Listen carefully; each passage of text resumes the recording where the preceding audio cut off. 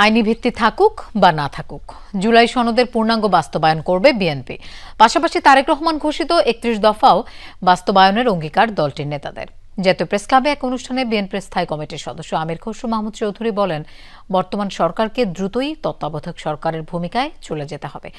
আইনের মধ্যে থেকে তত্ত্বাবধায়ক সরকারের উপর ন্যস্ত দায়িত্ব পালন করা উচিত। ঢাকা রিপোর্টার্স ইউনিটিতে আরেক অনুষ্ঠানে স্থায়ী কমিটির আরেক সদস্য হাফিজ উদ্দিন আহমদ বলেন, আরপিও সংশোধনের জন্য নির্বাচন কমিশনকে অনুরোধ জানাবে বিএনপি।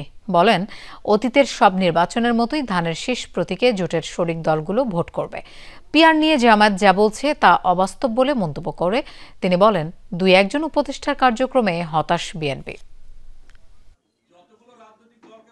এতদিন শেরাটন কিংবা সোনারগাঁর খাবার খেয়ে খেয়ে বিভিন্ন রাজনৈতিক দলের নেতৃবৃন্দ যে কত অবাস্তব পরিকল্পনা দিয়েছে, এটি দেখে আমরা অবাক হয়েছি।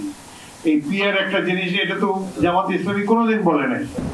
ইন্টেরিয়াম সরকারকে তত্ত্বাবধায়কের আদলে দেশ পরিচালিত করতে হবে। এখন থেকে 4 মাস বাকি আছে নির্বাচনের, যতটুকু সই করেছে সেটা তো বাস্তবায়ন অবশ্যই হবে। সেটাকে আপনি লিগ্যাল শেপ দেন আর না দেন, আমাদের পক্ষ থেকে যখন আমরা সই করেছি আমাদের কমিটমেন্ট আমরা কিন্তু পালন করব এবং তার বাইরে ৩১ দফা পালন করব।